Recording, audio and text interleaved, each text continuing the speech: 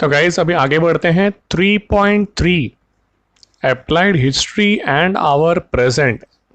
ठीक है, तो इसको ज़रा डिटेल्स में पढ़ते हैं।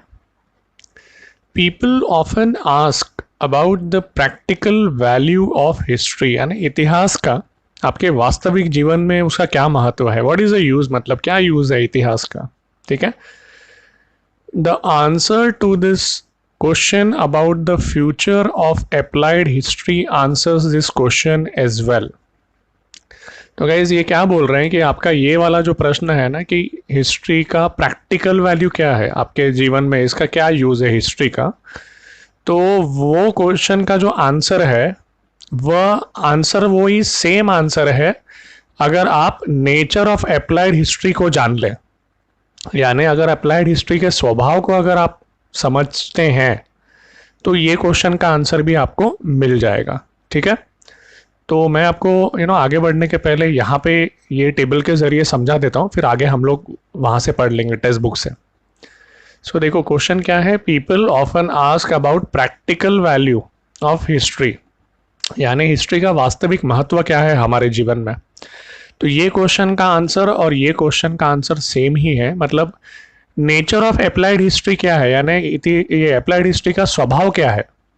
तो अगर आप अप्लाइड हिस्ट्री के स्वभाव को जान लोगे तो आपको ये आंसर भी मिल जाएगा कि हिस्ट्री का वैल्यू क्या है हमारी लाइफ में, उसका महत्व क्या है।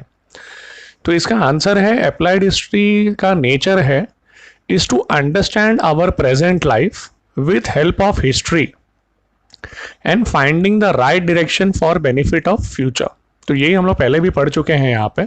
ठीक है, तो यहाँ देखिए ये हम लोग ने पहले पढ़ा था ना कि प्रेजेंट लाइफ डिपेंड होता है हिस्टोरिकल इवेंट्स पे, और हिस्टोरिकल इवेंट्स का नाता ये सारे फील्ड से जुड़ा हुआ है, ये पहले पढ़ चुके हैं हम लोग। ठीक है ना, तो वही है। तो अप्लाइड हिस्ट्री क्या है, अप्लाइड हिस्ट्री का नेचर ये है, उसका स्वभाव है कि वो हमें हमारा जो प्रेजेंट लाइफ है और प्रेजेंट लाइफ को इतिहास के जरिए हमें समझाने की कोशिश करता है कि आपका जीवन आज ऐसा क्यों है, बिकॉज इतिहास में ऐसा ऐसा हुआ था। और फिर आपने आज के अपने जीवन को अगर समझ लिया तो आने वाले जीवन की जो दिशा है, आपका जो आने वाला फ्यूचर है, उसमें आप अच्छी तरीके से उसका फायदा उठा सकते हो।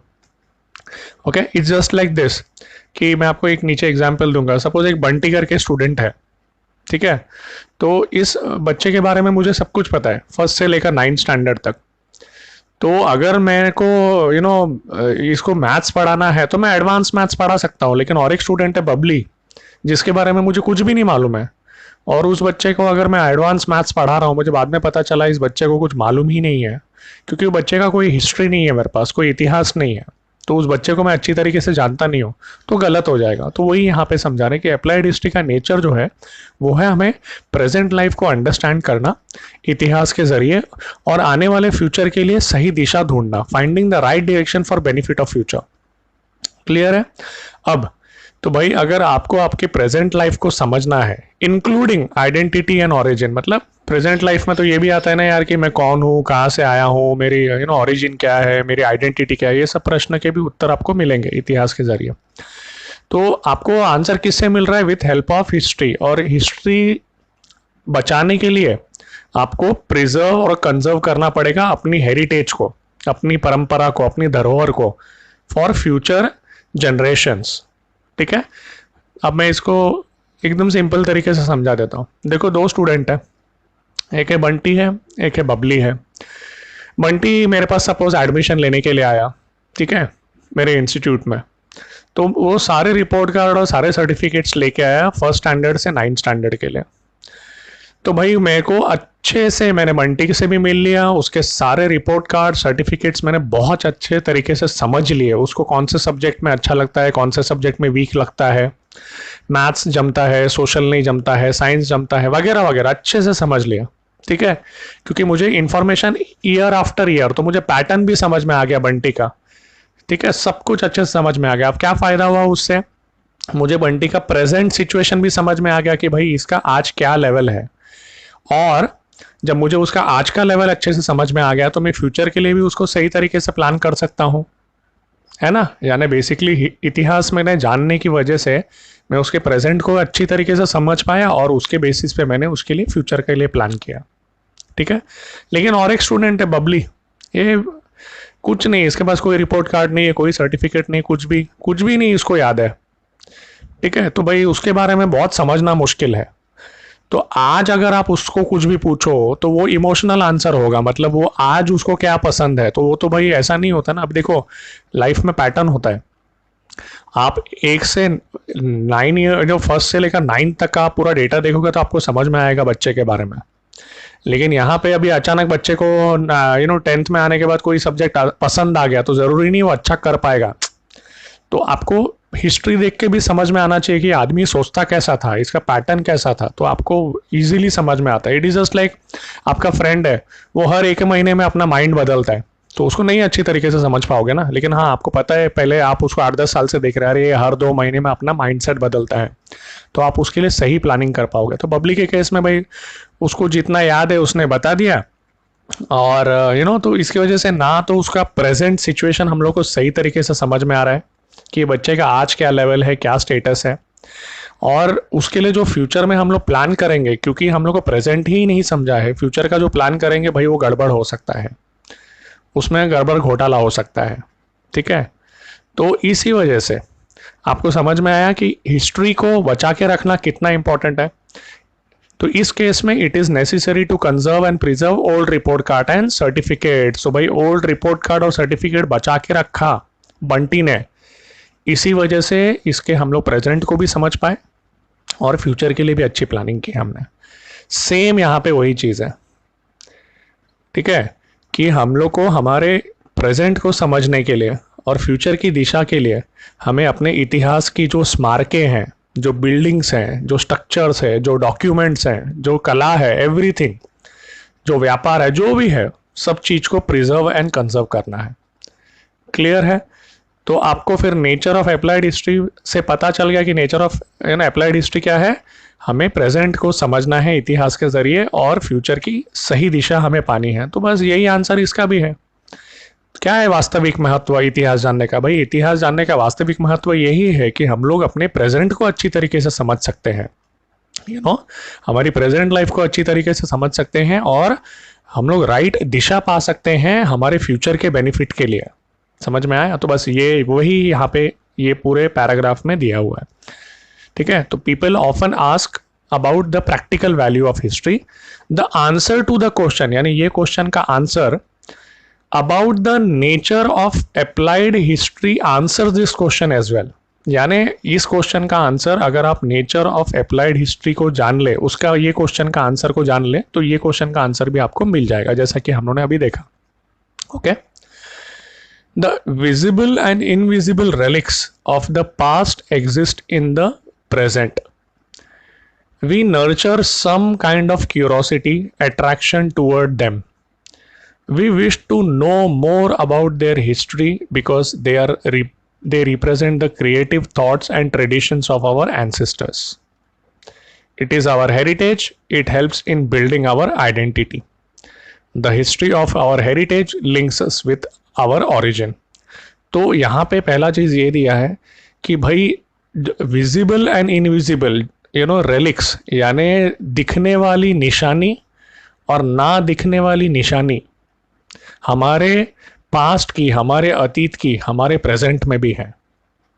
यानी आप जो प्रेजेंट में जैसे भी हो अपने पास्ट की वजह से हो, तो कुछ कुछ चीज़ें तो आपके आज में प्रेजेंट में क्लियर दिखती हैं पुरानी चीज़ों की वजह से, और कुछ कुछ चीज़ें नहीं दिखती हैं। समझ में आया आपको? जस्ट एक एग्जांपल ले लो ना कि लाइक आप जिस प्रकार के ड्रेस पहनते हो, तो भाई पास्ट में किसी ने आपको बताया है कि भाई इस प्रकार के कपड़े पहना करो, ठीक है, तो आपके वो जहन में है, तो आप उस प्रकार के कपड़े पहनते हो। या आप जिस प्रकार का खाना खाते हो, तो एकदम जब छोटे थे तो आपको उस प्रकार का खाना खिलाया गया, तो आपको आपके पास्ट में है वो, इसी वजह से आपको आज बहुत वो खाना पसंद आता है। और कुछ कुछ खाना आपको नहीं पसंद आता है, तो अपने पास्ट में जाके देखो, अपने अतीत में जाके देखो, अच्छा हाँ मैं इतना छोटा था तब मुझे ये पसंद नहीं आया, तब से लेकर आज तक आपको पसंद नहीं आ रहा है। तो वो यही कह रहे हैं कि हमारा जो प्रेजेंट है, आज है, इसमें हमारे अतीत की कुछ कुछ चीज़ें, अवशेष जो है या निशानियाँ हैं, वो जो दिखती हैं निशानियाँ वो भी हैं, जो नहीं दिखती हैं वो भी निशानियाँ हैं हम लोगों में, ठीक है। We nurture some kind of curiosity attraction toward them.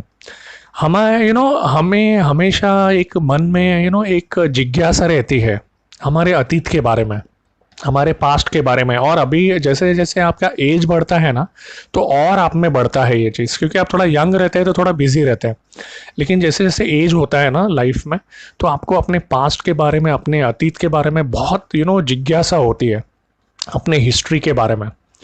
We wish to know more about their history because they represent creative thoughts and traditions of our ancestors। तो हमें हमें बहुत जिज्ञासा होती है, अच्छा मेरे पापा के बारे में जानो, उनकी फैमिली, फिर मेरे ग्रैंडफादर, फिर ग्रैंडफादर के ग्रैंडफादर कौन सी जगह रहते थे, क्या था, हम लोग क्या थे, हमारे पूर्वज कौन थे। तो हम में वो सब जिज्ञासा जागने लगती है कि भाई हमारे अतीत के बारे में, अच्छा कैसा सोचते थे हमारे पूर्वज, उनकी क्या क्या परंपरा थी, उनके रचनात्मक विचार क्या थे। क्रिएटिव थॉट्स मतलब रचनात्मक रचनात्मक विचार। यानी आज आप अगर अपनी फैमिली में देखो, कुछ बहुत ही ज़बरदस्त चीज़ क्रिएटिविटी है आपकी फैमिली में, जैसे कि सपोज वारली पेंटिंग आपकी फैमिली करती है, तो आप में डेफिनेटली ये सब प्रश्न आ सकते हैं कि अच्छा हमारे वो लोग कैसे क्या सोचते थे, हमारे जो पूर्वज थे, ऐसी ड्राइंग जिन्होंने बनाई या पेंटिंग बनाई, हमारी क्या परंपरा थी। तो इस प्रकार के प्रश्न, तो आप आज जो जीवन जी रहे हो उसमें अतीत का तो भाई निशानी है ही है, लेकिन आपके जहन में हमेशा से ये जिज्ञासा रहती है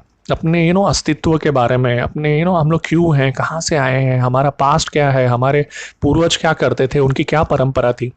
तो ये जो सारी चीज़ें हैं, इट इज़ आवर हेरिटेज, ये हमारी धरोहर है, हमारी विरासत है। हमारे जो पुरानी परंपरा है, हमारे जो पुराने सोच विचार है, ये सब हमारी परंपरा है। It helps in building our identity. तो इसी से हमारी पहचान बनती है, हमारी आइडेंटिटी बनती है। आज जिस प्रकार की आप भाषा बोलते हो, जिस प्रकार से आपका रहन सहन है, जैसा आपका नेचर है, जैसा आप अपने चीज़ों से फील करते हो, चीज़ों के बारे में। देखो ना, अगर आपका नेचर खराब है ना, तो सीधा आपके पेरेंट्स पे नाम जाता है ना, अरे इसका घर ही सही नहीं रहेगा यार, जैसा इसका घर है वैसा ही ये लड़का है। तो क्या हुआ, अचानक आपके पास्ट को जोड़ दिया ना। तो आपकी जो आइडेंटिटी है, आपकी जो पहचान है, उसके बहुत सारे स्वरूप हो सकते हैं। आप अपने आप को फॉर एग्जांपल मुंबईकर मानते हो, फिर आप अपने आप को महाराष्ट्र का मराठी मानते हो, या फिर आप गुजराती मानते हो, या जो भी है। उसके बाद आप अपने आप को हिंदुस्तानी मानते हो, उसके बाद आप तो इस प्रकार की जो आइडेंटिटी है आपकी अलग अलग। फिर आप अपने आप को जो भी है बहुत ही पढ़ा लिखा इंटेलिजेंट मानते हो। किसी भी प्रकार की आइडेंटिटी जो है वो आपकी बनती है इतिहास को इतिहास की वजह से। तो वही है कि आपका जो आइडेंटिटी बनता है अगर अपने आप इतिहास को जानो। अरे मेरे फैमिली में तो सब पढ़े लिखे ही थे यार, हम लोग बुद्धिमान फैमिली है। तो वो आपकी एक आइडेंटिटी है, एक आपकी तरीके से पहचान है कि यार ये फैमिली में सब स्मार्ट लोग हैं।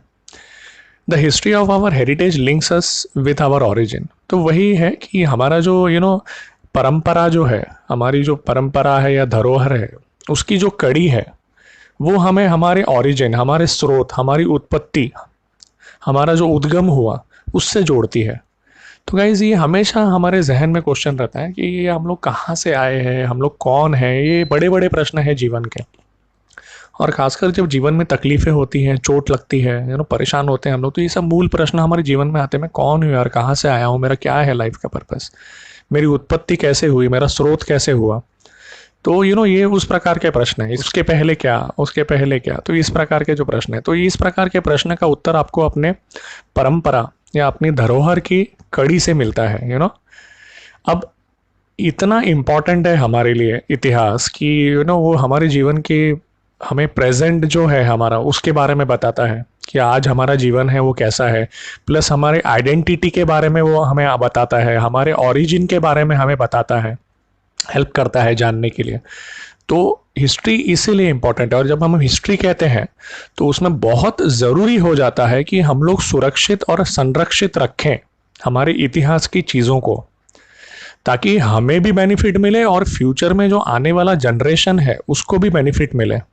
बहुत इंपॉर्टेंट है ये। अगर आप जैसे मैं ये नहीं कहता कि पुरानी चीज़ों को छोड़ना नहीं चाहिए, वो भी ज़रूरी है जीवन में, लेकिन कुछ कुछ मूल जो जड़ है आपका वो भी होना चाहिए। जो भी चीज़ें हैं जो ट्रेडिशनल ड्रेसेस हमारे होते हैं, हम लोग को हमारे तो उस प्रकार की जो चीज़ें हैं वो सब आपका इतिहास है। तो अगर आप वो सब चीज़ों को छोड़ दोगे तो आपका जड़ कट जाएगा। तो एक बैलेंस रखना है हमें मॉडर्न दुनिया में और हमारे इतिहास का जो हमारा ट्रेडिशन है, कल्चर है, कस्टम है, वो सारी चीज़ों का वही वो बताने की कोशिश कर रहे हैं। क्योंकि अगर आपका जड़ कट गया ना तो आपका अस्तित्व नहीं रहेगा, है ना। तो वो ज़रूरी है कि आपको उसको भी बैलेंस रखना है और आपको फ्यूचर का भी प्लान करना है। वही ये बता रहे हैं, है ना, कि हमें हमारे जो सांस्कृतिक चीज़ें हैं, हमारी जो धरोहर है, उसको सुरक्षित और संरक्षित रखना है। क्लियर है? Okay. Applied history is concerned with the preservation and conservation of our heritage and make it accessible to people. इसके साथ साथ हमारी जो धरोहर विरासत की जो चीज़ें हैं, जो किले हैं, महल है, कॉइन्स है, जो भी चीज़ें हैं, उसको सही तरीके से हम लोगों को कंजर्व करना है, प्रिजर्व करना है, सुरक्षित रखना है, संरक्षित रखना है, और लोगों को एक्सेसिबल भी होना चाहिए ना, आप लोग जाके उस चीज़ों को देख भी सकें। जो भी चीज़ें हैं उसको हमें प्रिजर्व करना है, कंजर्व करना है और लोगों को एक्सेसिबल भी करना है। ठीक है। तो कुछ कुछ चीज़ें तो अपने घर में ही हो जाती हैं, लेकिन कुछ कुछ चीज़ें जैसे किले हैं या कुछ और हैं, जैसे कॉइन्स हैं या कोई लिपि है, तो इस प्रकार की चीज़ें आपको म्यूजियम में रखनी पड़ेंगे। ठीक है। या तो फिर वो किले को प्रिजर्व करके रखना पड़ेगा। तो heritage management creates opportunity for employment. तो भाई ये जो बड़े बड़े किले हैं, बड़े बड़े जो महल हैं, और इसके अलावा जो भी तलवारें हैं या ढाल हैं या लिपियां हैं, यानी वही जो पुस्तक बोल लो, जो पुस्तकें हैं अतीत की, और इस प्रकार की सारी चीज़ें जो हैं, इसको बचा के रखना है, इसको सही से रखना है, तो उसको हेरिटेज मैनेजमेंट कहते हैं। और हेरिटेज में बहुत कुछ आता है, नेचर भी आ जाता है, पहाड़ भी आ जाते हैं, हम लोग आगे पढ़ेंगे हेरिटेज मैनेजमेंट। तो हेरिटेज मैनेजमेंट यानी हेरिटेज की जो चीज़ें हैं, हमारी जो विरासत है, उसको बचा के रखने के लिए बहुत सारे लोगों का नौकरी भी उसमें होता है। ठीक है। In brief, applied history can be described as understanding our present with help of history and finding right direction for benefit of future. यानी शॉर्ट में अभी अप्लाइड हिस्ट्री क्या है, हमें हमारे प्रेजेंट को, आज को इतिहास के जरिए समझना है और उसके बेसिस पे सही दिशा हमारे फ्यूचर के लिए हम लोगों को बनानी है। ठीक है।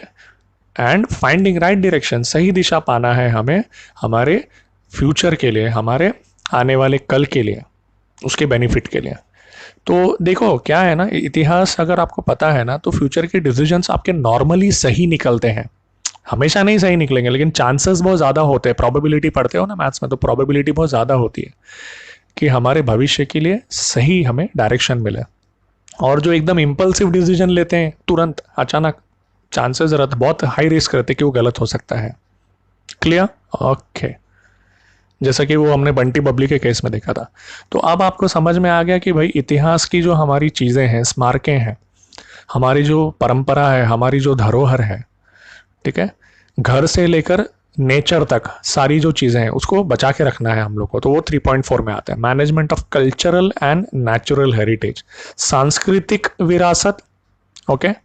और हमारे नेचर, निसर्ग जिसको हम कहते हैं, नेचर, सृष्टि की जो हमारी विरासतें हैं। ओके। तो cultural heritage it is in the form of human creation. It is of two types, tangible and intangible. तो भाई हमारी जो सांस्कृतिक विरासत है, ये इंसान की रचना है, ह्यूमन क्रिएशन है, इंसान की रचना है। ठीक है। अब इसमें दो तरीके हैं, मतलब दो टाइप है बेसिकली। टेंजिबल है, टेंजिबल मतलब जिसको आप स्पर्श कर सकते हैं, और एक इंटेंजिबल है जिसको आप स्पर्श नहीं कर सकते, यानी जिसको छू नहीं सकते। ठीक है। तो हमारी सांस्कृतिक विरासत में टेंजिबल जो हेरिटेज है उसमें क्या क्या आता है? So this type of cultural heritage includes ancient sites, प्राचीन जगह, buildings, इमारतें, artifacts, शिल्पकृति, manuscripts, हस्तलिपि, sculptures, मूर्ति कला and paintings। ठीक है। तो इसके फोटोज हम लोग देख लें। तो मैंने बहुत मेहनत करके बनाया है एक्चुअली आपके लिए शीट, बट मैं चाहता था आपको सबसे बेस्ट एजुकेशन मिले। तो देखिए ये कल्चरल हेरिटेज है, टेंजिबल यानी स्पर्श कर सकते हैं। तो ये आप देख सकते हैं एंशियंट साइट में, आप एग्जाम्पल ले लो सारनाथ का, टेंजिबल कल्चरल हेरिटेज है, आपकी सांस्कृतिक धरोहर है ये सब। तो इनको बचा के रखना आने वाले फ्यूचर के लिए बहुत ज़रूरी है।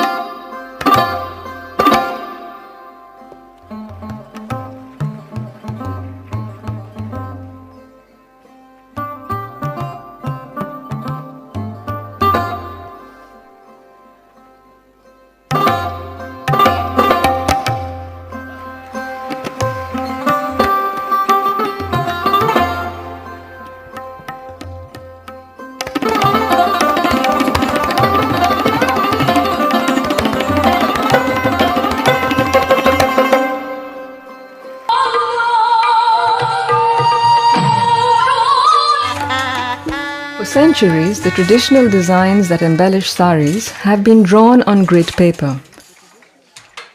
For these drawings, a craftsman will make perforated cards, a kind of binary system, ancient precursor of the computer, that guides threads through the handloom according to the motif. Each card corresponds to a single line of weaving. Before the appearance of perforated cards, the system in use was based on threads assembled on small wooden frames.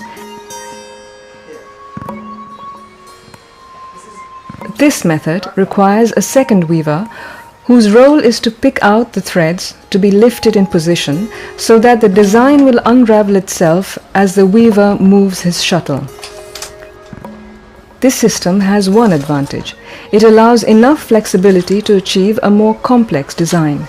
गद्दीदार क्या सोच रहा है? गद्दीदार केवल ये सोच रहा है कि वीवर आए और सस्ते से सस्ता प्रोडक्ट हमको बेच के चला जाए। वीवर ये सोचता है कि कस्टमर आए और महंगे से महंगे दाम दे करके हमको, उपभोक्ता सोचता है कि हम नई नई चीज़ें खरीदें, यानी जो साड़ियाँ हमने पहनी है मार्केट में वो कोई दूसरा ना पहने, ऐसा भी सोच होता है लोगों का।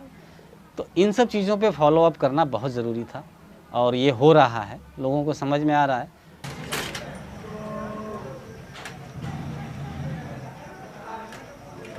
डिज़ाइन तो एक पेपर पे हमारी बन जाती है, मगर वो डिज़ाइन साड़ी पे कैसे आए उसके लिए ये जकार्ड और कार्ड पंच ही हमारी मदद करता है। तो इसमें कोई ध्वनि प्रदूषण नहीं है, कोई पर्यावरण को नुकसान भी नहीं है, इसलिए हम इस काम को ज़्यादा पसंद करते हैं।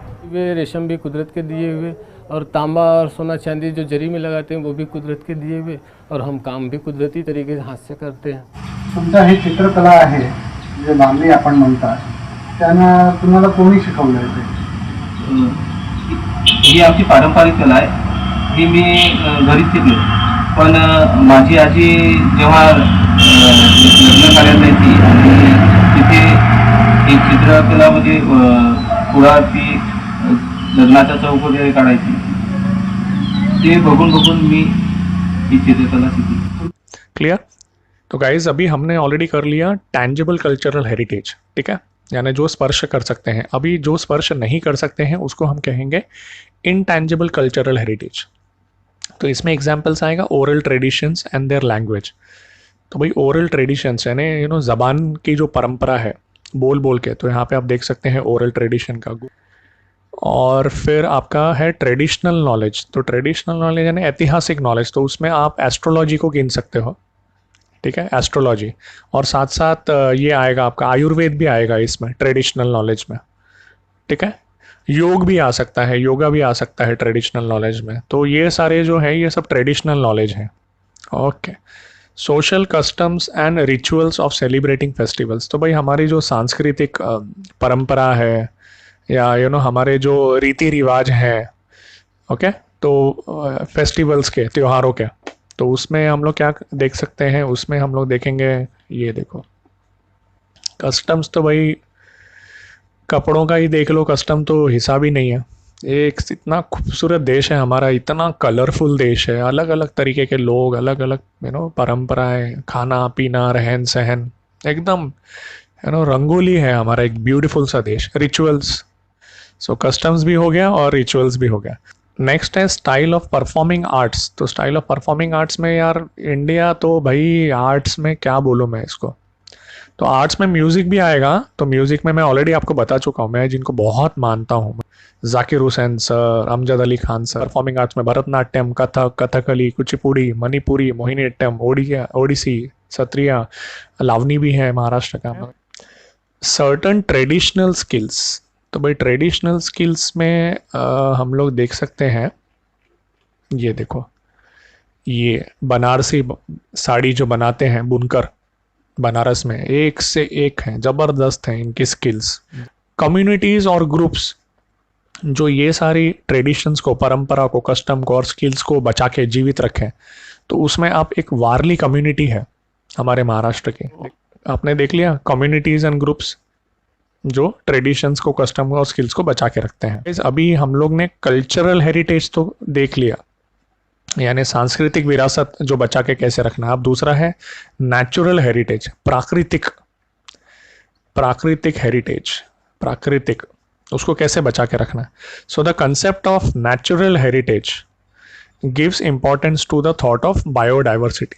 तो भाई नेचुरल हेरिटेज यानी प्राकृतिक हमारी जो धरोहर है उसमें आता है जैव विविधता यानी बायोडाइवर्सिटी, अलग अलग तरीके के फौना, फ्लोरा, इकोलॉजी, पर्यावरण and geomorphic characteristics which is crucial for sustaining the flora and fauna of a particular region. तो भाई नेचुरल हेरिटेज में, प्राकृतिक धरोहर में हमारे आएंगे ये 4 चीज़ें. ठीक है, फोटोज देख लेते हैं, समझ में आ जाएगा और अच्छे से. तो ये देखिए नेचुरल हेरिटेज है. फौना, अलग अलग प्रकार के जानवर, कीड़े मकोड़े, सब कुछ आ जाएगा उसमें. कितना खूबसूरत है यार, एक से एक, वाव. और सब है मेरे इंडिया में. और फ्लोरा, अलग अलग प्रकार के फ्लावर्स, पेड़ पौधे, सब कुछ. तो इसको भी, ये भी हमारी सांस्कृतिक धरोहर है भाई.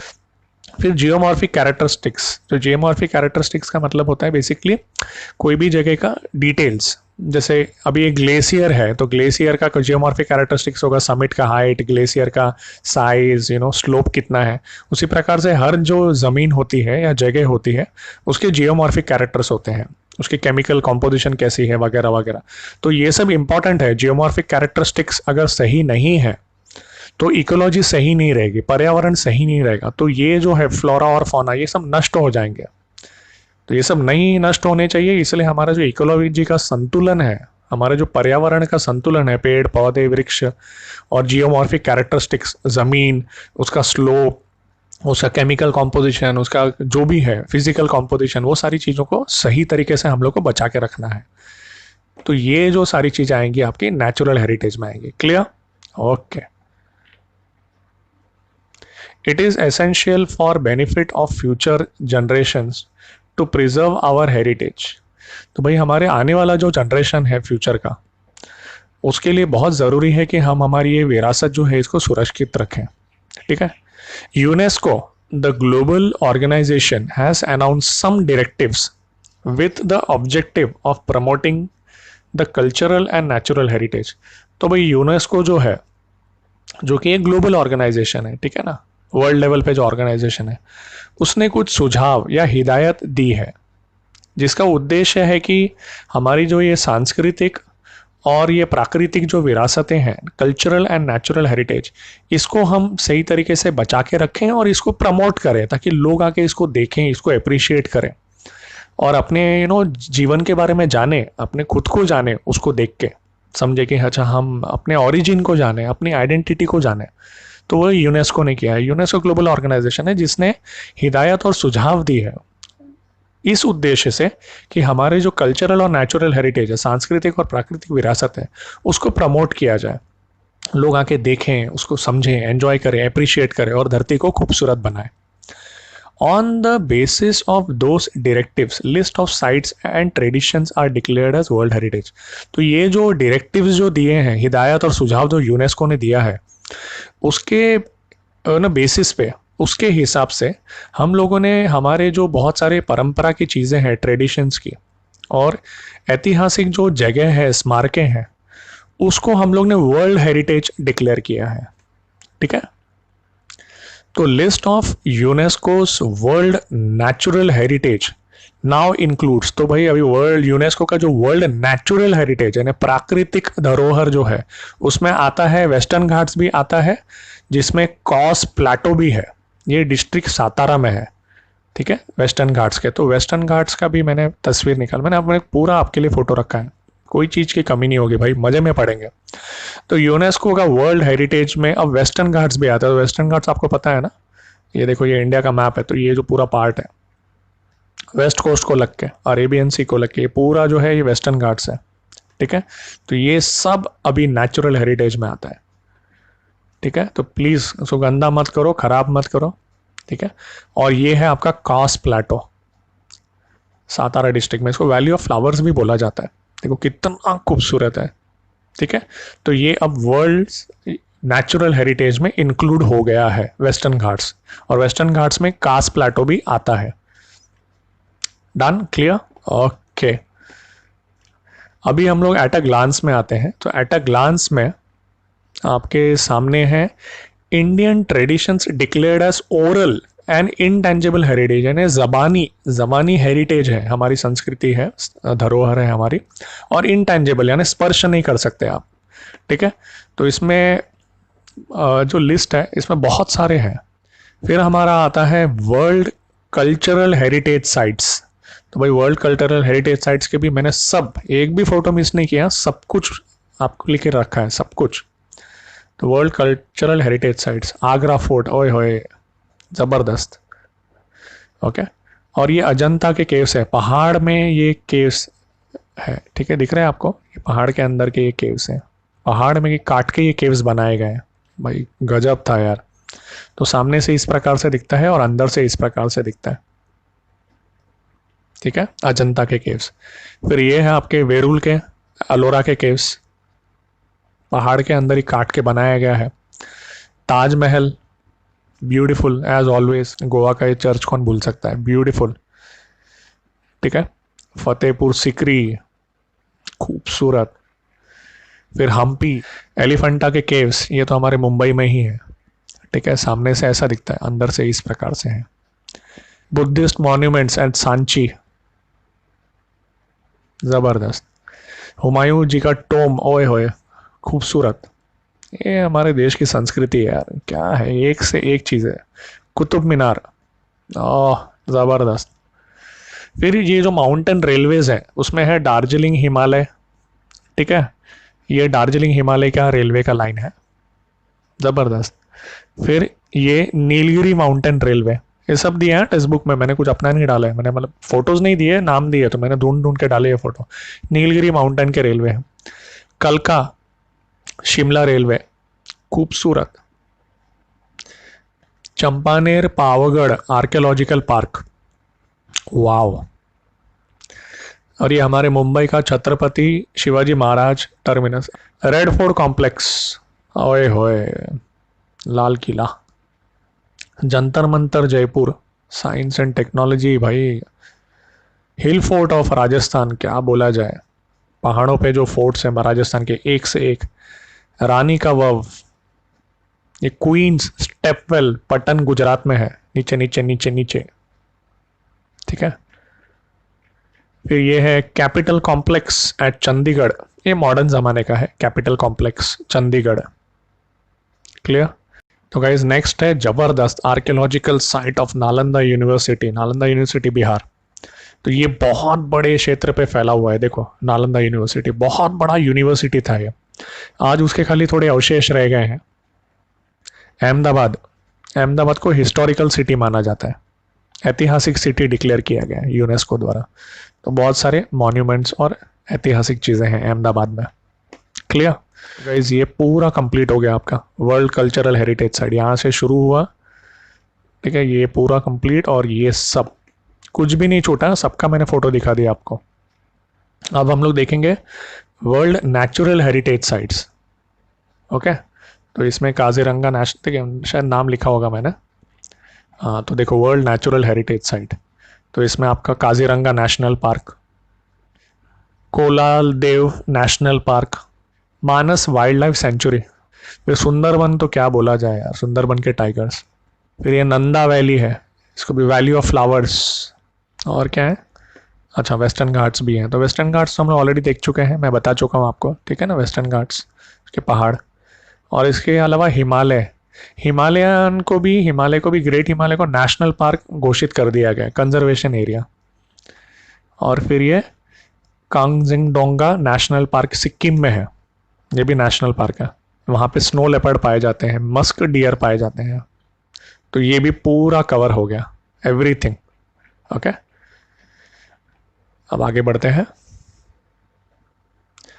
Cultural and natural heritage management is one of the main aspects of applied history. तो ऑब्वियसली अभी तक हमने देखा अप्लाइड हिस्ट्री, इतिहास को जानना है ना, तो इतिहास को फिर जानने के लिए इतिहास की चीज़ों को बचा के भी रखना है।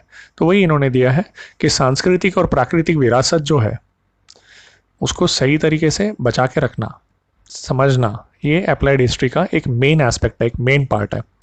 The work of conservation and preservation of cultural heritage falls under the jurisdiction of Archaeological Survey of India, India State Departments of Archaeology, ठीक है, besides INTAC is actively working in this field।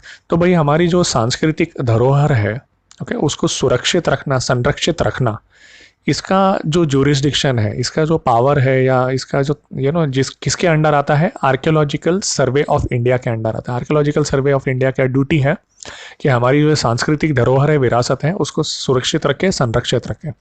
उसके साथ साथ जो state में भी है archaeology के डिपार्टमेंट, हर स्टेट्स में भी आर्कियोलॉजी के जो डिपार्टमेंट है उनका भी ये ड्यूटी है।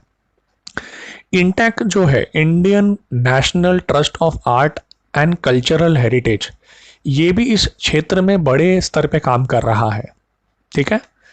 The work of conservation and preservation of cultural natural heritage requires participation of experts from various fields. तो भाई ये जो हमारी सांस्कृतिक धरोहर है, विरासत है, आपने देखा ना कितना है कल्चर में, टैंजिबल इंटैंजिबल बहुत है ना। तो इसको भाई सही तरीके से सुरक्षित रखना, संरक्षित रखना है, तो हमें एक्सपर्ट्स का पार्टिसिपेशन लगता है, एक्सपर्ट्स की ज़रूरत लगती है ये सारे फील्ड्स में। क्योंकि आप ऐसे सोच लो तो नहीं रख सकते ना, मतलब चीज़ों को प्रिजर्व कर सकते हो, ख़राब कर दोगे आप चीज़ों को, ओके। या कोई बिल्डिंग का कोई पार्ट टूटा है, फॉर एग्जांपल यही देख लो, कैलासा टेम्पल वेरूल, अगर यहाँ पे इसका एक पार्ट टूट गया, आपको ये वापस से बनाना है, तो भाई आपको स्किल्ड आदमी लगेगा, एक्सपर्ट लगेगा जो इस चीज़ को बना सकता है, कुछ भी उठा के नहीं डाल सकते हो अंदर। इसी प्रकार से पेंटिंग वेंटिंग जो भी है, आपको एक्सपर्ट्स लगते हैं इस फील्ड में, जो इन चीज़ों को सही तरीके से सुरक्षित और संरक्षित रखें। तो जो एक्सपर्ट्स होते हैं, they need to be duly aware of cultural, social and political histories of the heritage site. तो भाई जो एक्सपर्ट्स भी जो होते हैं, अलग अलग क्षेत्र में एक्सपर्ट्स होते हैं जो इन चीज़ों को सुरक्षित और संरक्षित रखते हैं, कंजर्वेशन और प्रिजर्वेशन करते हैं इन चीज़ों का, तो उनको भी ये चीज़ का एहसास होना चाहिए कि वो जो जगह पे ये काम कर रहे हैं, जो एक्सपर्ट्स हैं जो ये काम कर रहे हैं, कि वो जगह की सांस्कृतिक, सामाजिक और पॉलिटिकल यानी राजनीतिक इतिहास क्या है, यानी तो आप चीज़ों को सही तरीके से प्रिजर्व कर पाओगे। उनको समझ में आता है कि भाई अच्छा ये इतना सांस्कृतिक, सामाजिक और इसका राजनीतिक इतिहास है, तो इस चीज़ को ऐसे करके फिर रखें तो फिर ये सही रहेगा। उस चीज़ को समझें और फिर उसके हिसाब से काम करें, तो फिर आपको समझ में आता है। क्योंकि फॉर एग्जांपल कोई ये हैंडीक्राफ्ट है, या कुछ भी हैंडीक्राफ्ट नहीं, मतलब कोई आपके हाथ में लिपि है, मैन्यूस्क्रिप्ट है, तो आप उसको बोलेंगे अरे यार इसको ऐसे ही मैं बचा के रखूँ क्या? नहीं भाई, इसको जान, ये 3-4 हज़ार साल पुराना मैन्यूस्क्रिप्ट है, ये इंपॉर्टेंट है। तो फिर वो आदमी बोलेगा अच्छा, हाँ, फिर वो समझेगा, अच्छा, फिर उसको स्टडी करेगा अच्छे से, फिर उसमें उसको अच्छी तरीके से कंजर्व करने की कोशिश करेगा, प्रिजर्व करने की कोशिश करेगा। एक्सपर्ट हो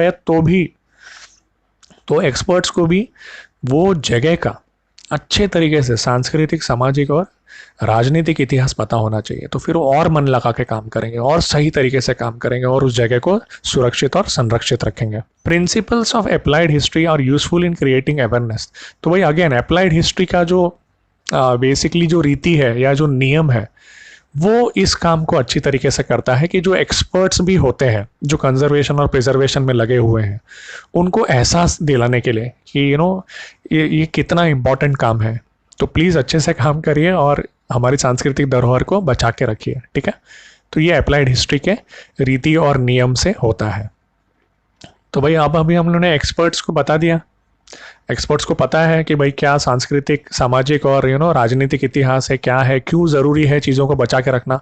अब आगे क्या करेंगे हम लोग? पहला, the operations necessary for conservation, preservation and development of heritage site can be handled without causing any change to the original state. तो भाई जो हम लोग कंजर्वेशन और प्रिजर्वेशन करेंगे, ओके, जो संरक्षित करेंगे और सुरक्षित रखेंगे उस हेरिटेज साइट को, ओके, उस सांस्कृतिक धरोहर को, तो उसको सही तरीके से चीज़ों को हैंडल करना है, उसके ओरिजिनल स्टेट को डैमेज नहीं करना है। यानी जो चीज़ जैसी है उसको वैसा ही रखते हुए बहुत सही तरीके से काम करें कि चीज़ वहाँ पे काम भी हो जाए और कोई चीज़ डैमेज ना हो। फॉर एग्जांपल यही ले लो आप वेरूल का। तो अगर सपोज हम लोग को ये पिलर पे काम करना है, तो पिलर पे ऐसे तरीके से काम किया जाए कि बाकी के जो स्ट्रक्चर्स हैं आजू बाजू, ये डैमेज ना हो, ओके, और ये पिलर भी पूरी तरीके से डैमेज ना हो। यानी समझ के, जान के, इंटेलिजेंट तरीके से चीज़ों को कंजर्व और प्रिजर्व किया जाए। क्लियर है?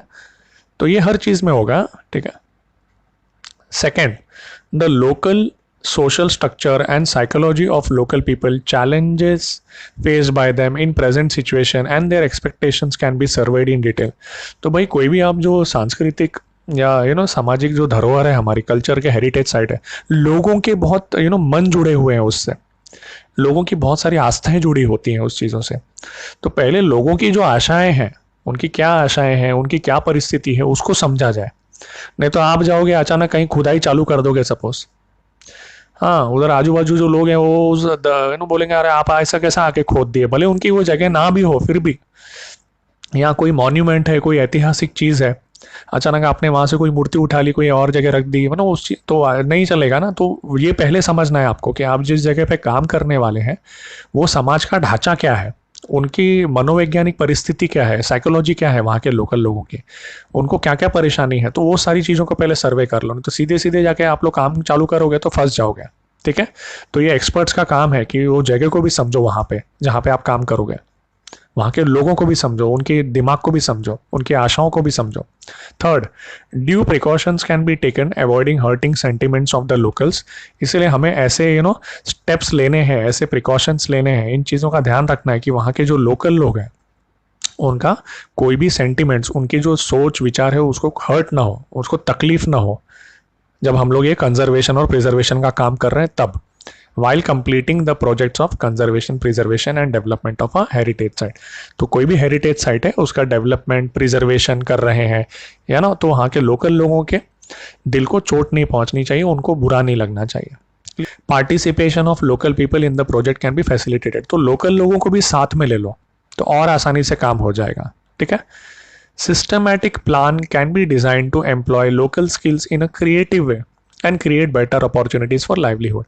तो भाई वहाँ के जो लोकल लोगों का जो स्किल है उसको भी एकदम रचनात्मक तरीके से, अच्छे तरीके से हम लोग यूज़ कर सकते हैं चीज़ों को बचा के रखने के लिए, ओके। यानी लोकल स्किल्स मतलब होता है स्थानिक कुशलता, हुनर, जो लोकल लोगों का हुनर है वहाँ पे, जो स्थानिक लोगों का कुशलता है, हुनर है, उसको रचनात्मक तरीके से यूज़ करके उनको अपॉर्चुनिटीज़ मिले ताकि उनका भी जीवन चलते रहे अच्छी तरीके से, ओके।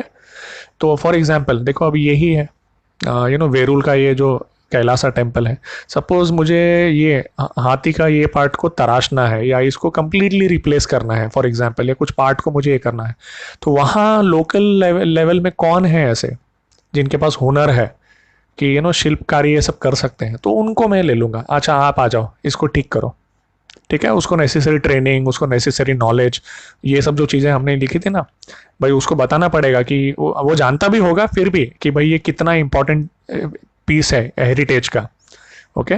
तो इस जगह का क्या इंपॉर्टेंस है, सांस्कृतिक, सामाजिक और पॉलिटिकल, राजनीतिक, तो वो सब चीज़ें बता दी। उसमें हुनर है तो भाई तू काम कर और ये चीज़ को ठीक कर। तो लोकल लोगों को भी साथ में लेके चलोगे तो जगह जो रहेगी वहाँ सही तरीके से संरक्षित, सुरक्षित रख पाएंगे और नई नई खोज भी हम कर पाएंगे नई नई जगह का। तो जैसे आपको डिगिंग का काम करना है, कोई जगह पे खोद के नया चीज ढूंढना है आर्कियोलॉजी का, तो वहाँ के लोकल लोगों को एम्प्लॉय करो तो उनको भी पता चलता है अच्छा हाँ ये तो नई नई चीज़ें ढूंढ रहे हैं, अच्छी बात है, क्योंकि ऐसी कोई चीज़ मिलेगी तो हमारे यहाँ टूरिज्म बढ़ेगा, okay. So guys 3.5 affiliated professional fields. Affiliated का मतलब होता है संबंधी, तो संबंधित व्यवसायी क्षेत्र, यानी ऐसे क्षेत्र जो अप्लाइड हिस्ट्री के आजू बाजू है, नज़दीक में है, जुड़े हुए हैं। Knowledge of history can be supportive in the decision making with regard to respective legal provisions and public policies in following fields: museum archives, preservation and conservation of historical site, tourism and hospitality, entertainment and mass media। तो guys ये जो सारे fields हैं, okay, ये 4-5 जो fields यहाँ नीचे दिए हैं, इसमें इस फील्ड्स में अगर आप काम कर रहे हो तो अगर आपको कुछ फैसला लेना है कानूनी प्रावधान के हिसाब से, you have to make some decisions with respect to legal provisions, यानी कानूनी प्रावधान के हिसाब से कुछ आपको डिसीजन लेना है, या पब्लिक पॉलिसीज के हिसाब से कुछ आपको डिसीजन लेना है, जनता के लिए कुछ नीतियां, जनता की नीतियों के हिसाब से कुछ आपको फैसला लेना है, तो अगर आपको इतिहास का ज्ञान है, नॉलेज है, तो आपको डेफिनेटली मदद करेगा। यानी if you have knowledge of history, आपको इतिहास का अगर ज्ञान है तो वो मदद करेगा आपको फैसला लेने के लिए कानूनी प्रावधान के हिसाब से और जनता की नीतियों के हिसाब से, ये सारे क्षेत्र में, इसका मैं एक एग्जांपल दे देता हूँ कि सपोज देखो आप अगर म्यूजियम एंड आर्काइव्स के क्षेत्र में हो, ओके, तो ये जो है ये पूरा रूल रेगुलेशंस हैं गवर्नमेंट का, ये पूरा म्यूजियम एक्ट बोलते हैं इसको, म्यूजियम के रूल्स ये पूरा गवर्नमेंट ने बनाया है, ओके।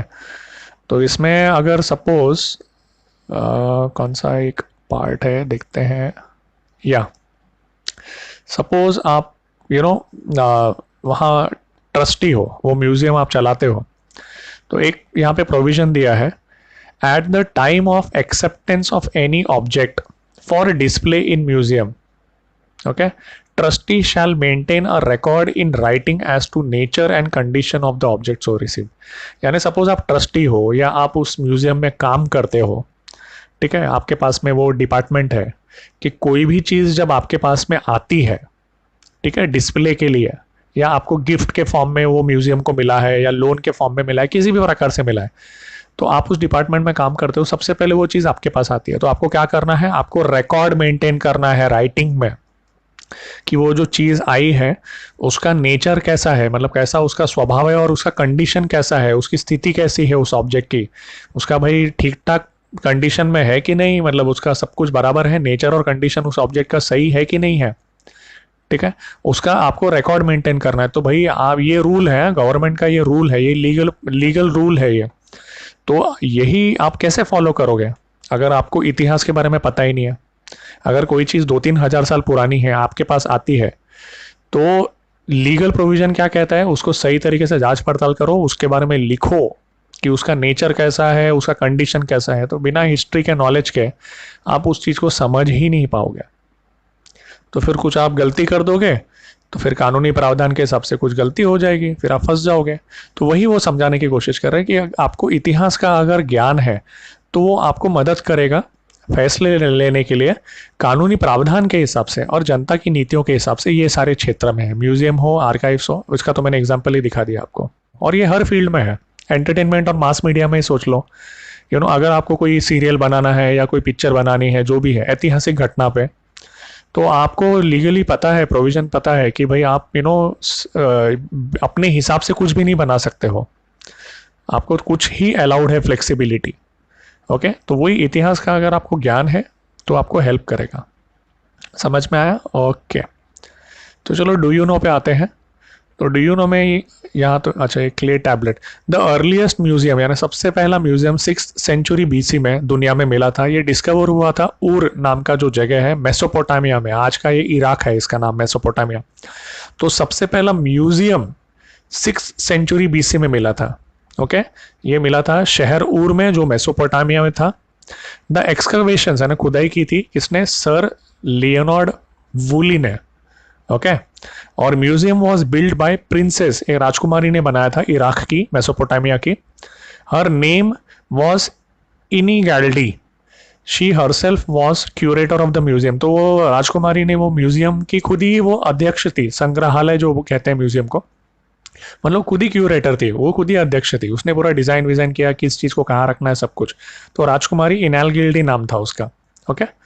और इस एक इम्पॉर्टेंट फीचर ये है कि म्यूजियम में क्ले टैबलेट्स है जिसमें इंस्क्रिप्शंस है। तो clay tablets inscribe with the description of exhibited artefacts. तो ये जो म्यूजियम है, ठीक है, ये म्यूजियम में जो जो आर्टिफैक्ट्स रखे गए थे उसके बारे में ये क्ले टैबलेट जो है एक पत्थर पे लिखा गया है। मतलब ये कोई सामान है तो उसके बारे में यहाँ पे लिखा है, ये कोई म्यूजियम में सामान है तो उसके बारे में यहाँ पे लिखा है, ये कोई म्यूजियम में सामान है तो यहाँ पे लिखा है। इसी से पता चला कि वो म्यूजियम है। इसमें सब वो सामान लिस्ट किया गया है जो वो म्यूजियम में रखा गया था, ओके। तो कुछ फोटोज देख लेते हैं जरा, देखो। तो गाइस ये उर जो है ये इराक का मैप है, ठीक है, थोड़ा आपको। तो ये उर देखो, ये जगह है, यूफ्रेटस नदी थी उस समय, उर ये जगह पे लोकेटेड था। आज इसको इराक कहते हैं, ठीक है। ये इराक का क्षेत्र है, Persian gulf, okay. Iraq, Iran, Saudi Arabia यही क्षेत्र में है। तो ये उर नाम के जगह में ऐसा सिटी था, ये उसका डिज़ाइन ऐसा हो सकता था, ये अभी नहीं है, ये एक लोगों ने सोचा है, इतिहासकार ने बनाया कि ऐसा उसका डिज़ाइन था, इस प्रकार की इमारतें थी उसमें, और उसी में ऐसा म्यूजियम था, ठीक है। क्लियर है? तो ये बहुत बड़ा शहर था ये, यूफ्रेटस नदी के किनारे पे ऊर नाम का इस प्रकार की इमारतें थी उसमें, और उसके अवशेष ये हैं आज। तो ये वहाँ का एक म्यूजियम का अवशेष है। और ये है लियोनार्ड वुली, ये अंग्रेज थे और ये बेसिकली हिस्टोरियन थे। देखो शोध कर रहे हैं, कुछ चीज़ों को एक्सकवेट कर रहे हैं, खोद खोद के निकालना, मेहनत का काम है भाई, लेकिन बहुत इंटरेस्टिंग काम है। ओके, तो ये वो करते थे, तो उसी से इनको, तो वहाँ पे ही ये चीज़ मिली है, क्ले टैबलेट, जिसमें वो म्यूजियम में जो भी चीज़ें रखी गई थी उसको लिस्ट किया गया है। क्लियर? वही दिया ना, क्ले टैबलेट्स इंस्क्राइब्ड, यानी उसमें लिखा गया है with description of exhibited artefact. तो ये वाला जो म्यूजियम था बेसिकली, इसमें या यहीं कहीं रहा होगा म्यूजियम, तो उसके जो जो जो चीज़ें उसमें डिस्प्ले की गई थी उस म्यूजियम के अंदर, वो इस चीज़ पे लिखी गई है। और ये वहाँ की जो राजकुमारी थी इनेल गेल्डी, वही उस संग्रहालय की अध्यक्ष भी थी, उसी ने उसको बनवाया भी था और वही उसको मैनेज भी करती थी। डन?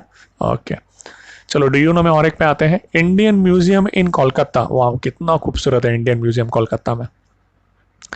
तो भाई Indian museum in Kolkata was founded by Asiatic society in 1814। तो 1814 में एशियाटिक सोसाइटी ने ये म्यूजियम बनाया कोलकाता में। नाथानियल वॉलिच, एक डैनिश बॉटनिस्ट थे, was the founder and the first curator of the museum. तो भाई डैनिश बॉटनिस्ट यानी बायोलॉजी रिलेटेड, पेड़ पौधों को, वृक्षों को सब स्टडी करना। तो नाथानियल वॉलिच एक डैनिश थे, यानी डेनमार्क के रहने वाले थे। तो उन्होंने, वही इसके फाउंडर हैं और क्यूरेटर है, इसके अध्यक्ष बने, इसको मैनेज करते थे और इसी के फाउंडर भी हैं वो। The photograph of the museum seen here is dated to 1905। तो भाई 1905 का ये फोटो है, ऐसा लगता तो नहीं है बट ठीक है, 1905 का ये फोटो है। Okay, the museum has 3 main departments. तो ये म्यूजियम में 3 मेन डिपार्टमेंट्स है, arts, archaeology and anthropology. Other affiliated departments, तो भाई आर्ट्स का डिपार्टमेंट है इस म्यूजियम में, आर्कियोलॉजी का भी डिपार्टमेंट है, एंथ्रोपोलॉजी का भी डिपार्टमेंट है, इसके साथ साथ और भी डिपार्टमेंट है, conservation, publication, photography, exhibition, presentation, model making, models भी बनाया जाता है ना, चीज़ों का डिस्प्ले करते हैं जो म्यूजियम में, ट्रेनिंग, लाइब्रेरी एंड सिक्योरिटी। तो मेन डिपार्टमेंट्स है arts, archaeology and anthropology. Clear? ये म्यूजियम में। तो भाई मैंने भी कुछ फोटो निकाला है, हाँ ये है, ये फोटो है नाथानियल वॉलिच, यही वो डैनिश बॉटनिस्ट है जिन्होंने इसकी स्थापना की और इसके अध्यक्ष क्यूरेटर थे वो। क्लियर? ओके, चलो आगे बढ़ते हैं। Every field mentioned here requires expert personal with specialise skills. तो भाई जो भी फील्ड हमने मेंशन किया अभी तक, ठीक है ना, सारे fields, anthropology, arts, archaeology, preservation, conservation, अभी जो भी सब हमने पढ़ा, ये सारी चीज़ें पूरा ये चैप्टर में, एवरीथिंग तो चीज़ों को बचा के रखना है सब कुछ। तो इसके लिए हमें एक्सपर्ट लगते हैं जिनके पास स्पेशल स्किल्स हैं। फॉर एग्जांपल हमें कौन कौन लगते हैं कंजर्वेशन में, प्रिजर्वेशन में, म्यूजियम में, सारी जगहों पे? Architects, engineer, historians, archaeologist, museum curators, sociologist, समाजशास्त्री कहते हैं, आर्काइव मैनेजमेंट यानी ऐतिहासिक अभिलेख, ऐतिहासिक जो डॉक्यूमेंट्स उसको सही तरीके से मैनेज करना, archive management professionals, legal experts जिनको लॉ पता है, जिनको रूल्स रेगुलेशंस पता है, स्किल्ड फोटोग्राफर्स। तो गाइज म्यूजियम हो, चाहे मूवीज हो, चाहे जो भी एरिया हो, इतिहास रिलेटेड, चाहे कंजर्वेशन प्रिजर्वेशन का काम हो, तो हमें एक्सपर्ट लोगों की ज़रूरत पड़ती है, ठीक है, जिनके पास स्पेशल नॉलेज है। तो उसमें आर्किटेक्ट्स लगेंगे ताकि वो स्मारक को सही तरीके से समझ पाए, अच्छा ये डिज़ाइन है, ये स्मारक है, ये डिज़ाइन है। इंजीनियर भाई वो स्ट्रक्चर को समझ सके, अगर कोई पिलर आपको हटाना है, जैसे कि मैंने बताया था यहाँ पे ये पिलर को हटाना है, तो इंजीनियर लगेगा ना सही तरीके से समझने के लिए, बस वही। तो यानी ये सारे काम के लिए ना स्पेशलिस्ट लोग लगते हैं, आर्किटेक्ट, इंजीनियर, हिस्टोरियन, इतिहासकार, आर्कियोलॉजिस्ट जो खोद के चीज़ों को समझता है, म्यूजियम क्यूरेटर्स, ओके, अध्यक्ष जो होते हैं म्यूजियम के, सही तरीके से म्यूजियम को चलाने वाले, जिनको पता है चीज़ों को कैसे कैसे डिस्प्ले करना है, क्या इनका इतिहास है, उसको सही तरीके से कैसे बचा के रखा जाए संरक्षित तरीके से। सोशोलॉजी, समाजशास्त्री, भाई समाज पूरा इंपॉर्टेंट है, समाज को समझना। तो आर्काइव मैनेजमेंट प्रोफेशनल्स, इतने सारे जो डॉक्यूमेंट्स हैं, आर्काइव जिसको कहते हैं, इंपॉर्टेंट पुराने, उसको सही तरीके से कैसे रखा जाए, उसको प्रिजर्व कैसे किया जाए, क्या केमिकल ट्रीटमेंट दिया जाए। तो ये सारी चीज़ें लीगल एक्सपर्ट्स, हम लोग क्या सामान रख सकते हैं, क्या नहीं रख सकते हैं, कोई नई जगह लेनी है खुदाई के लिए, क्या करना है, म्यूजियम में कोई सामान रखना है, तो लीगली आपको पता होना चाहिए। स्किल्ड फोटोग्राफर्स, तो ये सारे लोगों की ज़रूरत पड़ती है, ठीक है। Of course this is just a representative, तो भाई ये एक खाली छोटा सा लिस्ट है, लेकिन वही लिस्ट बहुत बड़ा है। The help of experts in many more fields is required, भाई इसके अलावा भी हमें बहुत एक्सपर्ट्स की ज़रूरत रखती है और भी क्षेत्र में। इतिहास को रिलेटेड है, इतिहास रिलेटेड और भी बड़े बड़े क्षेत्र हैं जिसमें और भी लोगों की मदद लगती है। These experts need to have adequate knowledge of ancient sites, the historical background of structural remains and artefacts. तो भाई ये जो एक्सपर्ट्स होते हैं इनके पास नॉलेज होना चाहिए ढंग का, मतलब प्रॉपर नॉलेज होना चाहिए। ओके, किस चीज़ का? पुरानी जो साइट्स हैं, पुरानी जो जगह हैं, ओके, तो उन जगहों के बारे में नॉलेज होना चाहिए, पूरा ज्ञान होना चाहिए सही तरीके से, और उनको इतिहास का बैकग्राउंड भी पता होना चाहिए, ठीक है, यानी हिस्टोरिकल बैकग्राउंड भी पता रहना चाहिए कि ये जो स्ट्रक्चरल रिमेन्स हैं, आर्टिफैक्ट्स, यानी प्राचीन जो ये कलाकृतियाँ हैं और ये प्राचीन जो स्मारक हैं उसके बारे में उनको बैकग्राउंड भी पता होना चाहिए, उसका इतिहास भी पता होना चाहिए, ठीक है। फॉर एग्जाम्पल वही वापस से यही फोटो देख लेते हैं कि भाई ये वाला पार्ट, ये पिलर वाला पार्ट, तो भाई ये पिलर का क्या इंपॉर्टेंस है, कैसे बना, क्या इसका इंपॉर्टेंस है, क्यों बना, ये सब चीज़ें सब पता होनी चाहिए जब इसके ऊपर काम करना है तो एक्सपर्ट्स को, ठीक है। तो वही ये कह रहे हैं यहाँ पे कि एक्सपर्ट्स को एडिक्वेट यानी ढंग का प्रॉपर जितनी ज़रूरत है उतनी नॉलेज होनी चाहिए ये पुरानी जगहों के बारे में, एंशिएंट साइट्स के बारे में, और उनको इतिहास के बारे में भी पता होना चाहिए, उस पर्टिकुलर स्ट्रक्चर के बारे में, वो जो स्मारक बनी हुई है, वो जो जगह है, उसका आपको पूरा नॉलेज होना चाहिए, उसके बैकग्राउंड का और आर्टिफैक्ट का, जो कलाकृतियाँ हैं उसके बारे में। Projects in the field of applied history can create various opportunities for professional. तो भाई अप्लाइड हिस्ट्री के क्षेत्र में बहुत सारी अपॉर्चुनिटीज, ऑब्वियसली अप्लाइड हिस्ट्री में प्रिजर्वेशन कंजर्वेशन भी आता है, तो प्रिजर्वेशन कंजर्वेशन में ही इतने सारे लोग काम कर सकते हैं एक जगह। तब फॉर एग्जांपल ताजमहल को ही देख लो, आपको ताजमहल को प्रिजर्व करना है, कंजर्व करना है, तो कितने लोग लगेंगे उसके लिए, इंजीनियर, आर्कियोलॉजिस्ट, हिस्टोरियन, सब लोग लगते हैं उसके लिए। इसी प्रकार से तो अप्लाइड हिस्ट्री के तो बहुत सारे क्षेत्र हैं इतिहास को समझने के लिए, आर्ट्स है, आर्ट्स भी है और ट्रेड भी है, कॉमर्स भी है, हर क्षेत्र में इतिहास की ज़रूरत पड़ती है। तो अप्लाइड हिस्ट्री के एरिया में बहुत सारी नौकरियां मिल सकती हैं लोगों को। क्लियर? चलो एक और ये रह गया है 2। इट इज़ इंटरेस्टिंग दोनों, आर्काइव्स प्रिजर्व एंड स्टोर। तो आर्काइव्स का मतलब क्या होता है? आर्काइव्स प्रिजर्व और स्टोर करते हैं पुराने डॉक्यूमेंट्स को, ऑफिशियल रिकॉर्ड्स को और पुरानी फिल्मों को। National archives of India is in Delhi, और हर स्टेट का अपना खुद का एक अलग आर्काइव भी है। तो भाई नेशनल आर्काइव का फोटो यहाँ देख सकते हैं, ये है नेशनल आर्काइव्स इन दिल्ली। तो कभी जाएंगे तो आप देखेंगे ना, बहुत सारे यहाँ पे डॉक्यूमेंट्स, पुस्तकें मिलेंगी आपको पुराने ज़माने के। क्लियर? और इसी प्रकार से हर स्टेट में भी एक एक आर्काइव है, हर स्टेट का भी एक अपना आर्काइव है। तो गाइज इसी से रिलेटेड है आर्काइव्स विद डिस्टिंक्ट पर्पस, यानी किसी और काम के लिए आर्काइव्स बनाया गया है। तो कौन सा है भाई वो काम? फिल्म और रिलेटेड है। The main office of national film archives. तो गाइज ये फिल्म आर्काइव्स की बात हो रही है, कंफ्यूज मत हो जाना। यहाँ पे नेशनल आर्काइव्स है, ये दिल्ली में है। नेशनल फिल्म आर्काइव्स यानी पिक्चर रिलेटेड जो भी डॉक्यूमेंट्स हैं, पिक्चरों की रोल है, ये सब जो है, इसका मेन ऑफिस है पुणे में, महाराष्ट्र में। ये एस्टैब्लिश हुआ था 1964 में। इसको किसने एस्टैब्लिश किया था? मीडिया यूनिट ने। मीडिया यूनिट किसका? Media unit ministry of information and broadcasting of Indian government. तो भाई ये मिनिस्ट्री जो है, गवर्नमेंट का एक जो मिनिस्ट्री है इंफॉर्मेशन ब्रॉडकास्टिंग, उसके अंडर एक मीडिया यूनिट आता है, उसने एस्टैब्लिश किया है, यानी गवर्नमेंट ऑफ इंडिया के अंडर आता है national film archives of India. Clear है? जो कि पुणे में है। अब इसका 3 काम है। पहला काम है to search and obtain rare Indian films and to preserve the heritage for benefit of future generation. तो भाई ढूंढना कि भाई हमारी जो भारत की फिल्में हैं, पुरानी जो भी रिकॉर्डिंग है, फिल्में हैं, डॉक्यूमेंट्री है, जो भी है, उसको प्रिजर्व करना। पहले तो ढूंढना, फिर उसको हासिल करना। सपोज किसी आदमी ने रखा है कहीं पे एकदम नागपुर में कोई, तो बहुत पुरानी रिकॉर्डिंग है, तो भाई उससे मिलना जुलना, भाई वो रिकॉर्डिंग उससे ले लेना, फिर उसको प्रिजर्व करना, उसको बचा के रखना। भाई इतना साल पुराना रिकॉर्डिंग है, खराब हो गया तो सही तरीके से जांच पड़ताल करके उसको प्रिजर्व करना। वो ना, ये अपने आप में एक बहुत बड़ी स्टडी है। केमिस्ट्री आनी चाहिए आपको उसमें कि इस चीज़ को सही तरीके से कैसे रखा जाए ताकि खराब ना हो। तो सर्च, पहले ढूंढना, फिर उसको ऑब्टेन करना, फिर उसको प्रिजर्व रखना, ओके, संरक्षित रखना उसको, ताकि आने वाला जो फ्यूचर जनरेशन है वो भी उसको देख सके और उससे फ़ायदा उठा सके। क्लियर? तो ये पहला काम है।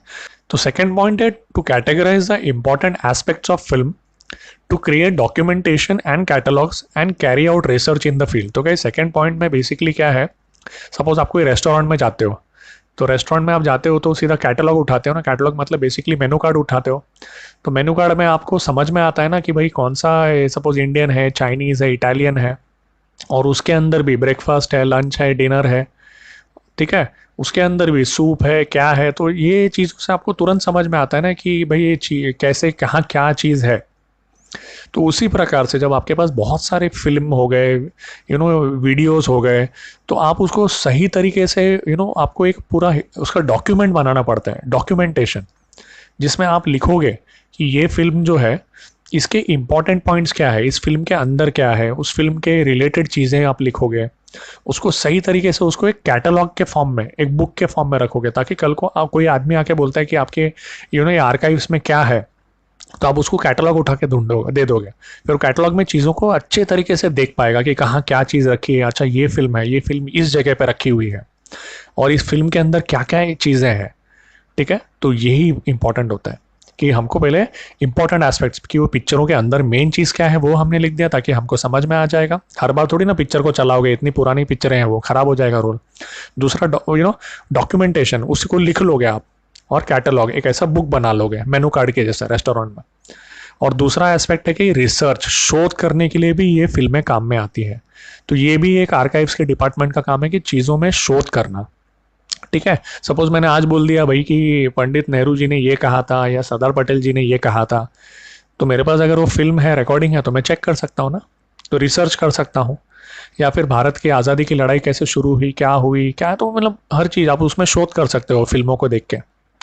तीसरा है to establish a centre of dissemination of film culture. और हमारे गवर्नमेंट का एक और ऑब्जेक्टिव था जब उन्होंने आर्काइव्स डिपार्टमेंट को बनाया, कि भाई वीडियोस और ये फिल्म जो है पुरानी, इसको तो बचा के रखना ही है।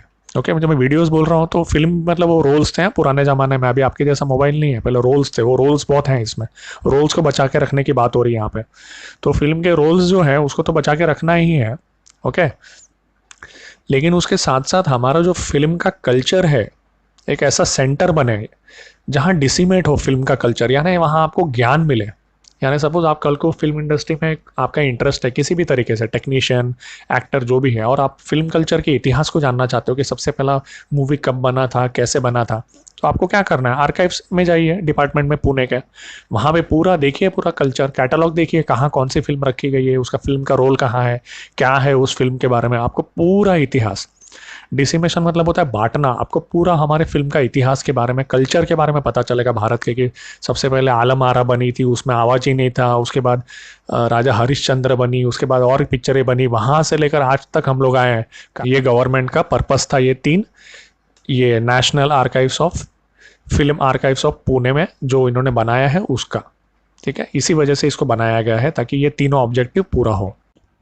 तो गाइज यहाँ पे आप देख सकते हैं ये नेशनल फिल्म आर्काइव, ये देखो, लॉ कॉलेज रोड पुणे। ये सारे जो हमारी इंडियन सिनेमा का इतिहास है 106 साल का, वो सब कुछ ये फिल्म आर्काइव्स में आपको मिलेगा।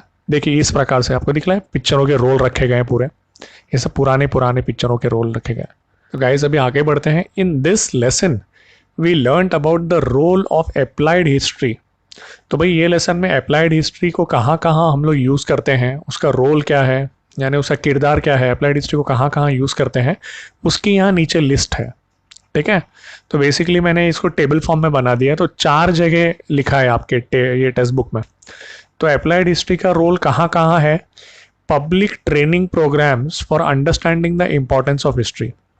तो भाई जो पब्लिक की ट्रेनिंग प्रोग्राम हम लोग करते हैं, पब्लिक को ट्रेनिंग देते हैं, इतिहास क्यों इम्पॉर्टेंट है इस चीज़ को समझाने के लिए, तो उसमें अप्लाइड हिस्ट्री का बहुत बड़ा इंपॉर्टेंस है। ये लेसन में हमने वो देखा। For creating social awareness regarding the conservation preservation of our cultural natural heritage using the knowledge of history for this purpose.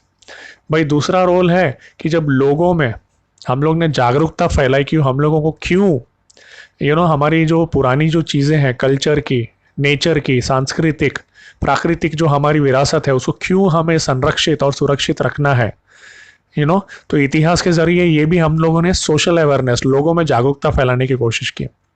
तो इसमें भी अप्लाइड हिस्ट्री काम में आया। To enhance the professional skills of people and to develop industrial and commercial field.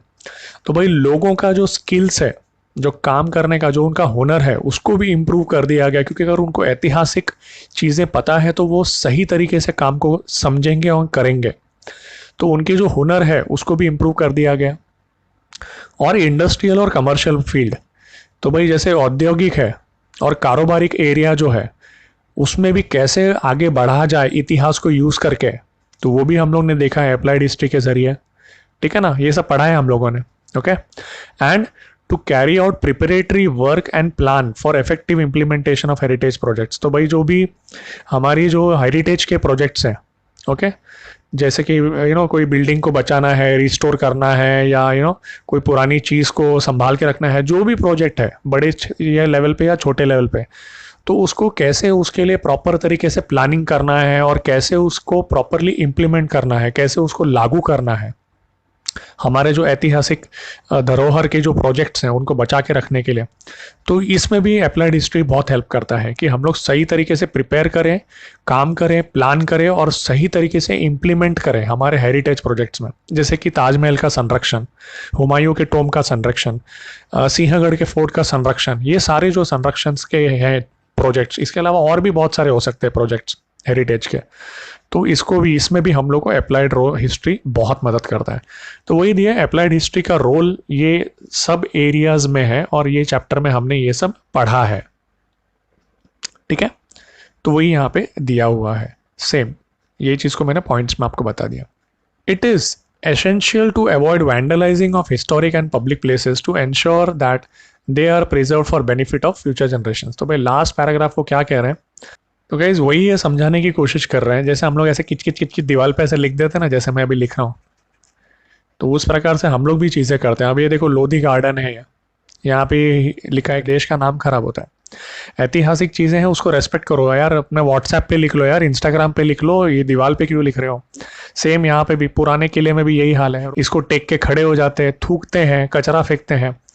भाई अगर हम हमारे इतिहास को रेस्पेक्ट नहीं करेंगे तो दुनिया वाले क्यों रेस्पेक्ट करेंगे। बाद में हम लोग बोलते हैं दुनिया में कोई रेस्पेक्ट नहीं देता।